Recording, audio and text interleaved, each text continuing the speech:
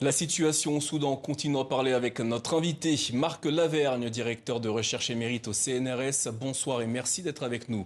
Bonsoir. Abiy Ahmed se positionne donc comme médiateur dans cette guerre au Soudan. Le Premier ministre éthiopien a-t-il les clés pour mettre fin à ce conflit ?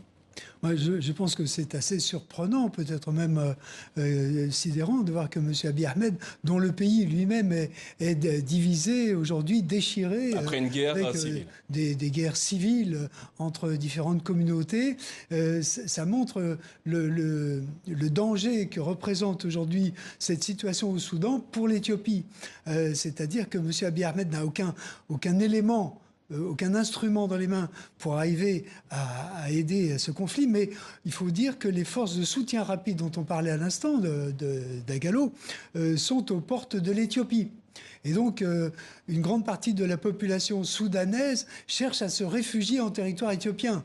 Donc, c'est quelque chose qui pourrait encore aggraver la situation en Éthiopie et qui oblige ce Premier ministre éthiopien, qui a bien du mal à tenir son pays, à venir offrir ses services du côté de l'armée soudanaise. Alors, cette armée soudanaise qui est finalement en difficulté sur tous les théâtres d'opération par rapport aux forces de Mohamed Hamdan Dagalo. On va revenir justement dans un instant sur les forces soudanaises, mais revenons tout d'abord sur ce voyage du Premier ministre éthiopien au Soudan. La médiation, la résolution du conflit, est-ce la seule et unique motivation de ce voyage ? Je pense qu'il y a pour monsieur... Les Éthiopiens ont été accusés d'être partie prenante à ce conflit, notamment par les autorités de Khartoum. Oui, je crois que Abiy Ahmed n'a pas de moyens ni militaires ni politiques d'influencer la situation au Soudan. Il a donc ce problème chez lui de légitimité, de reconnaissance par différents groupes de la population. Et il penche du côté de l'armée soudanaise pour essayer peut-être de faire basculer cette armée soudanaise qui est soutenue par l'Égypte au départ de son côté. On sait que ces trois pays riverains du Nil sont en discussion et ont de gros problèmes depuis plusieurs années maintenant à propos de ce grand barrage de la Renaissance qui a été inauguré l'an dernier en Éthiopie. Bon, c'est un problème qui est apparemment un peu réglé, mais je crois que M. Abiy Ahmed cherche à restaurer sa stature internationale, à montrer son utilité aussi à l'échelle de la région en essayant d'intervenir. Mais il n'a pas la main du côté des supplétifs de Mohamed Hamdan Dagalo. Alors cette guerre au Soudan s'enlise, la victoire militaire d'un des camps semble impossible. La seule solution est-elle militaire ou passera-t-elle forcément nécessairement par des concessions et des négociations ? On voit qu'il y a beaucoup de théâtres de négociations. Vous en avez cité un certain nombre, à Jeddah, au Caire, aussi au niveau de la Corne de l'Afrique ou de l'Afrique des Grands Lacs. Il y a beaucoup de tentatives. Mais au fond, ce qui va déterminer l'issue, c'est la balance des forces sur le terrain. Et là, il faut dire que les forces de soutien rapide gagnent progressivement du terrain sur l'armée régulière. Il faut rappeler que quand même ces deux éléments étaient alliés. Il n'y a pas des rebelles d'un côté et une armée régulière de l'autre. Ce sont toutes les deux des forces régulières qui se battent uniquement pour mettre la main sur les richesses du Soudan. Il n'y a pas de projet politique derrière.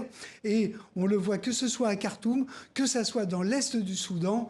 Et bien sûr, le Darfour a été complètement perdu par l'armée régulière, à part une garnison qui reste dans la capitale. Mais tout l'ouest du Soudan est perdu pour l'armée.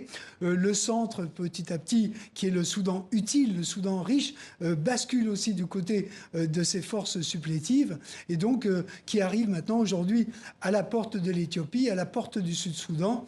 Et je pense que c'est ça qui fera la différence, quels que soient les cénacles internationaux qui se réunissent autour du chevet du Soudan. Alors vous avez parlé des pays extérieurs. Les forces en présence au Soudan sont-elles devenues dépendantes de ces pays extérieurs ? On parle d'Abu Dhabi, on parle de la Russie, de l'Iran. Oui, on peut parler de Dubaï, c'est le même pays, c'est les Émirats. Mais si vous voulez, les forces de soutien rapide... Est-ce que les clés du conflit ne se trouvent pas au sein de ces pays d'ailleurs ? Aux Émirats, donc à Dubaï. Elles contrôlent toutes les mines d'or du Soudan et ça leur donne une puissance financière, mais aussi des armements qui arrivent depuis les Émirats par avion, qui sont parachutés, qui font que ces forces, qui sont beaucoup plus mobiles que l'armée régulière, gagnent du terrain progressivement parce qu'elles sont nourries d'armes légères, d'armements... Qui viennent de l'extérieur donc. Pardon ? Qui viennent des pays extérieurs donc. Des Émirats. Principalement des essentiellement Émirats. des Émirats, mais aussi d'autres canaux africains ou bien de la Russie, c'est-à-dire du groupe Wagner. Selon vous, qu'est-ce qui pourrait permettre d'amener les belligérants soudanais à la table des négociations quand on voit que jusqu'à présent, toutes les tentatives de médiation ont échoué? Oui, mais je crois qu'elles ont échoué parce qu'elles n'ont rien à proposer. C'est simplement des bons services comme ça qu'essayent de faire les Saoudiens. Tous les gens qui, autour, sont inquiets. Et puis les Américains qui ont certainement d'autres soucis en tête actuellement, bien sûr, mais qui sont aussi à la manœuvre derrière les Saoudiens, derrière les Égyptiens, pour essayer d'arriver à composition. Mais dans la mesure où Mohamed Hamdan Dagalo est maintenant soutenu par les Russes, je crois qu'il est assez difficile de le déloger. Il a la victoire sur le terrain, il a les éléments financiers et il a surtout des forces armées qui sont des jeunes gens, ceux qui prennent le bateau pour traverser la Méditerranée, si vous voulez. Eh bien, ce sont ces jeunes sans avenir qui rejoignent ces troupes. Donc il a un réservoir de main-d'œuvre, je dirais, très important et il peut les payer aussi. Donc c'est aussi une motivation supérieure à la motivation que peut avoir l'armée régulière. Est-ce à dire que ce conflit sera ou est amené à durer?